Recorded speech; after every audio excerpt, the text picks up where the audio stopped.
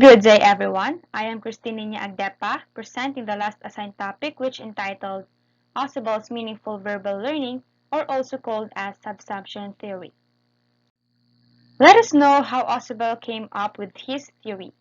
So, this theory was all started in an argument, in which, according to AUSUBEL, many educational psychology theories often criticize the expository or representational manner of teaching. They say that teachers assume such a major role in learning as providers of information, while students remain as passive receivers of information.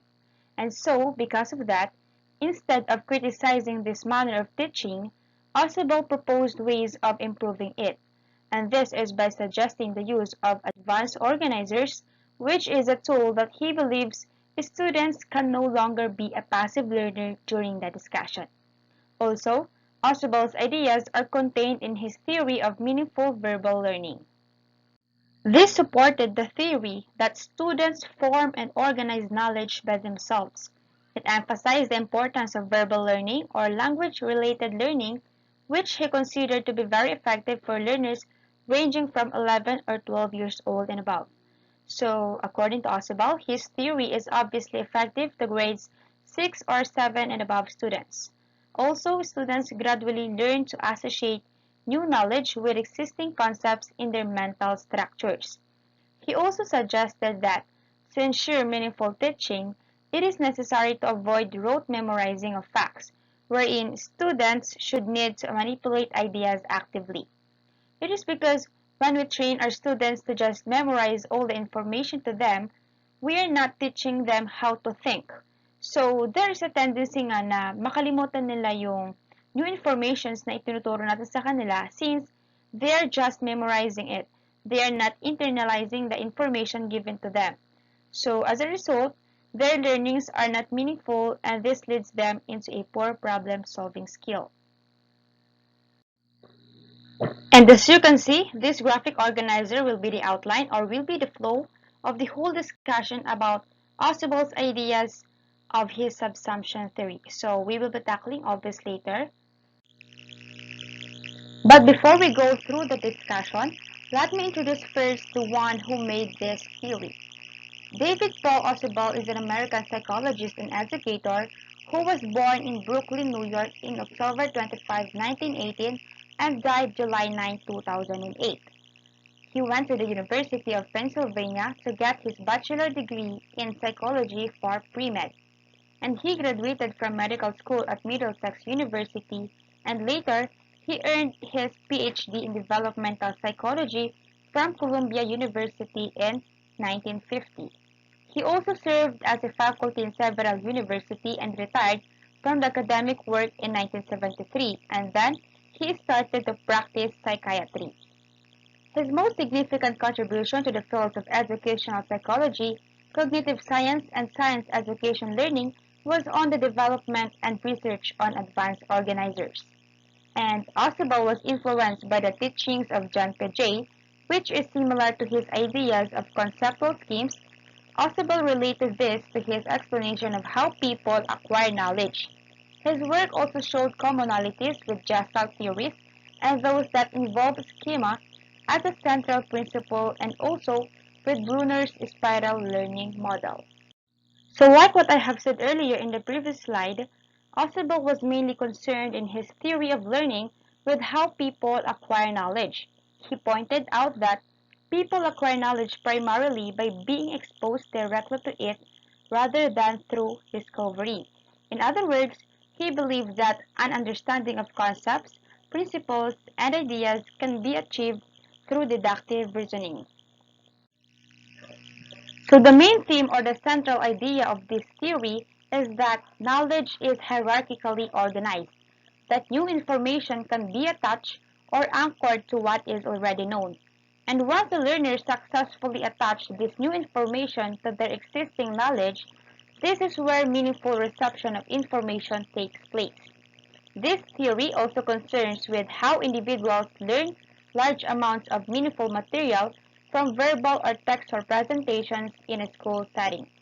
So, this is how the meaningful reception of information takes place. to every learner according to AUSUBEL. Now, let's proceed to the focus of AUSUBEL'S theory. So the first one is the cognitive structure. The most important factor influencing learning is the quantity, clarity, and organization of the learner's present knowledge. This present knowledge consists of facts, concepts, propositions, theories, and raw perceptual data that learner has available to him or her at any point in time. So, yung present knowledge na sinasabi dito is yung knowledge na nadadala na natin naturally even sa ating paglaki. Yung knowledge na na-acquire na pala natin without even noticing it. And the second one is the focus on advanced organizer. Since the learner's cognitive structure is the most important factor influencing learning, this should be strengthened. AUSUBEL proposed the use of advanced organizers to allow students to already have a bird's eye view or to see the big picture of the topic to be learned. So, as a teacher, it is better to give your new insights and knowledge about a particular topic or magbibigay ka ng hint or pahapyaw about sa topic na ituturo mo. In doing so, you can make your students active and participative and mas hahaba pa yung communication between you and your students during the discussion because they all have the idea or knowledge in the topic you are about to teach. And the third one is the subsumption. So what is subsumption? For AUSUBEL, he believed that subsumption is the primary way of learning. During meaningful learning, the person subsumes, organizes, or incorporates new knowledge into old knowledge. Our mind has a way to subsume information in a hierarchical or categorical manner if the new information is linked or incorporated with prior knowledge or familiar patterns. Discuss prior knowledge first rather than new information to help information subsume. Advanced organizers provide concepts and principles to the students directly in an organized format. So the strategy of advanced organizers basically means to classify, categorize, or arrange information as you proceed or advance to the next complex level. So our knowledge or our old knowledge or existing knowledge about a particular object helps subsumes new knowledge. So if we already have our knowledge or what we call old knowledge about a particular thing, we can easily subsume or incorporate that into our new information and create our own concepts into our new knowledge. And by that, we are thinking meaningfully. So there's a lot of purpose that AUSUBEL'S theory gives us. It helps introduce a new lesson, unit, or course. It helps summarize major ideas in new lesson or unit. It is based on students' prior knowledge. It shows similarities between old material and new material. It allows students to transfer or apply knowledge. It provides for structure for new information, and it helps teach complex material that is similar to information learned previously. So in order to better understand about meaningful learning, AUSUBEL proposed 4 processes by which meaningful learning can occur. So the first one is the derivative subsumption, followed by correlative subsumption, superordinate learning, and combinatorial learning. So the first one is the derivative subsumption. Derivative subsumption describes the situation in which the new information you learn is an example of a concept that you have already learned. So what is this? So for example, suppose you are acquainted to the concept of a fruit that it is juicy, crunchy, soft, and sweet. So kapag nakakita or kapag nakarinig ka ng about sa fruit, iisipin mo agad na juicy, matamis, malambot, or anything that describes the concept of fruit. And that concept you already knew is your existing knowledge or yung old knowledge mo about sa fruit. Now, suppose you encountered another kind of fruit. Let's say an exotic fruit. Since exotic siya, you are not familiar with this. For example, a persimmon fruit, you're not familiar with this, but you already know that this is also a fruit because it follows your existing knowledge of fruit, and that is your new knowledge. So, your new knowledge then about the persimmon fruit is attached to your concept of fruit, your previous concept of fruit, without altering that concept in any way. And that is what you call learning. So, in other words, if you combine or add your existing knowledge and your new knowledge, it will form learning. And that's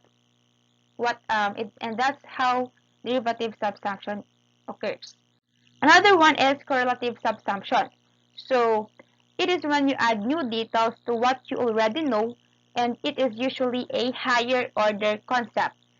So, example, using the same example of the first one, suppose you are now acquainted with the concept of fruit, but when you encounter the nutritious contents of a fruit, like for example, its dietary fiber and vitamins that it contains, in order to accommodate this new information, you have to alter or extend your concept of a fruit to your previous concept of that fruit.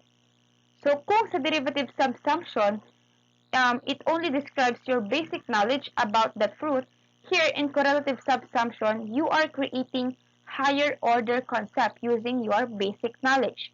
Mas pinapalawak or mas in-extend mo pa lalo yung thinking strategies mo to understand things better. So, you can say that this is more valuable than derivative subsumption since it enriches the higher level concept. So a new material is an extension or elaboration of what is already known. Another one is the superordinate learning. You are already familiar with the things, but you didn't know the concept itself until it was taught. So for example, imagine that you were well familiar with fruits, dairies, vegetables, grains, and meats, but you didn't know what are those things until you were taught that these were all kinds of a healthy diet foods. In this case, you already knew a lot of examples of the concept, but you did not know the concept itself until it was taught to you. So in this case, alam mo lang kung anong tawag sa kanila, pero hindi mo alam kung ano yung concept about sa kanila until it was taught to you. And a new concept is learned under which already established ideas can be subsumed. And the last one is the combinatorial learning. So happens when the newly acquired knowledge combined with prior knowledge to enrich the understanding of both concepts.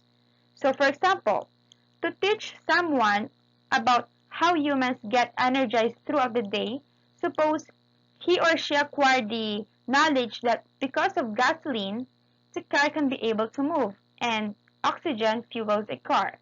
And using that previous acquired knowledge, you can relate that on his or her new knowledge. This is because their concepts are both related to each other. And you could think of this as learning by analogy. So here, going back to Advanced Organizer, Ausubel proposed the helpful uses of this as a representation of facts of the lesson. So an advanced organizer is a major instructional tool proposed by Ausubel.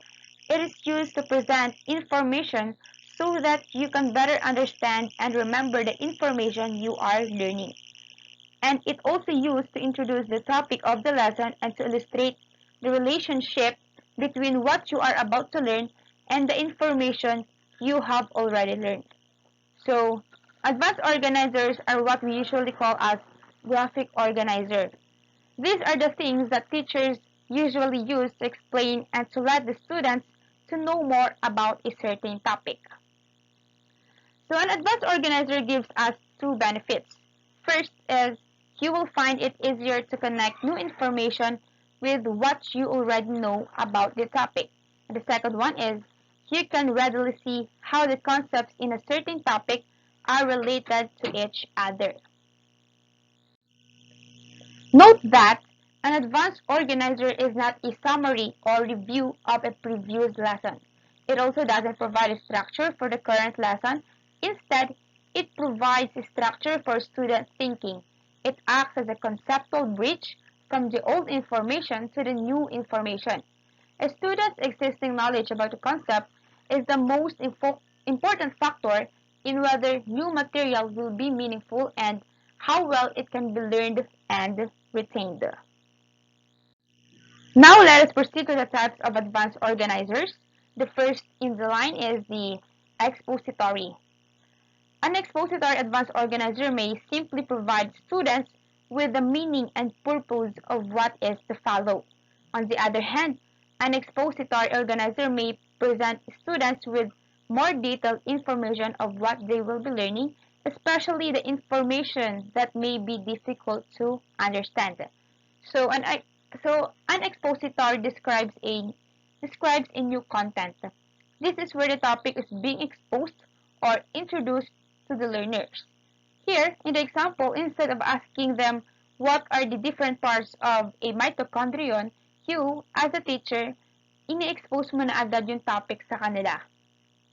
And the next one is narrative. So a narrative advanced organizer takes the form of a story.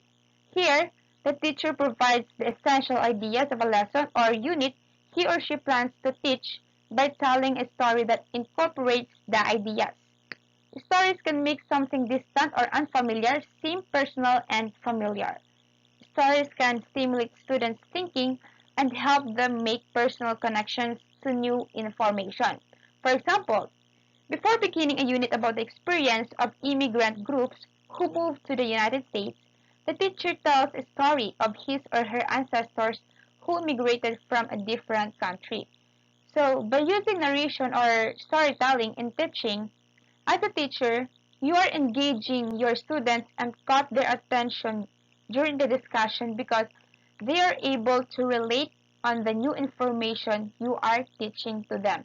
Kasi, binibase mo yung sinasabi mo, yung kinukwento mo sa sarili mo. Binibase mo in true to life. Binibase mo sa totoong buhay. So, yung mga estudyante mo is nakaka-relate sa tinuturo mo. And by that, mas nagiging participative sila and alam nila yung ituturo mo na. The next one is scheming. So, when a teacher asks students to scheme learning materials, he or she provides them with the opportunity to preview the important information that we'll encounter later by focusing on and noting what stands out in headings, subheadings, and highlighted information. So, as an example to this, when beginning a new lesson, give your students 60 seconds to scheme an article or a word problem, paying close attention to headings, subheadings, and the first sentence of each paragraph. So, this will help students become aware of what information they will be learning when they read the article more carefully. So, in scheming, you are doing a selective reading method in which you are just focused only on the main ideas of a text. And the last one is a graphic organizer. A graphic organizer also provides students with guidance on what the important information is in lesson or unit. They visually represent information of students are about to learn. They give students direction and also provide a visual representing of the important information. And it is easy to see what is important and the relationships between the concepts. So, some examples of graphic organizers are T-chart, sequence chart, Venn diagram, concept map, and main idea web. So actually, there are many examples of graphic organizers, but I only cite some of this. Now, let's move to the application of principles of AUSUBEL'S theory. The first one is that the most general ideas of the subject should be presented first and then progressively differentiated in terms of detail and specificity. AUSUBEL called this as progressive differentiation. So according to him, the purpose of progressive differentiation is to increase the stability and clarity of anchoring ideas. So the basic idea here is that if you are teaching three different related topics, A, B, and C, rather than teaching all topics A, then B, and C, you would take a spiral approach. That is, in your first pass through the material, you would teach the big ideas in all three topics. Then on the successive passes, you would begin to elaborate the details. The second one is that instructional materials should attempt to integrate new material with previously presented information through comparisons and cross-referencing of new and old ideas. So, in conclusion or a review to the theory, Ausubel is concerned with how individuals learn large amounts of meaningful material from verbal or textual, like, for example, lecture or books, presentations in a school setting, as opposed to theories developed based on experimental settings. It also suggested that our mind has a way to subsume information in a hierarchical or categorical manner if the information is linked or incorporated with prior knowledge or familiar patterns. The purpose of this theory is to help the learners introduce and summarize major ideas in a new lesson, unit, or a course. Therefore, learning is based upon the kinds of superordinate, representational, and combinatorial processes that occur during the presentation of information. So, going back to this graphic organizer, it also summarizes the overall ideas and concepts of Ausubel about his meaningful verbal learning. This theory is sometimes called the assimilation theory of John Piaget, because what I have said earlier, Ausubel's idea is based on John Piaget's genetic epistemology and focuses on the assimilation hypothesis, which assumes that new learning experiences are always integrated into pre-existing knowledge structures. So the assimilation theory of learning states that new information is subsumed or incorporated into an anchoring structure that is already present in the students. So I will end this report with this quotation from the man who made this meaningful theory. The most important single factor influencing learning is what the learner already knows. And that's all for my report about the meaningful verbal learning or subsumption theory of David Paul Ausubel. We hope that you learned a lot from us. Again, thank you for listening and God bless us all.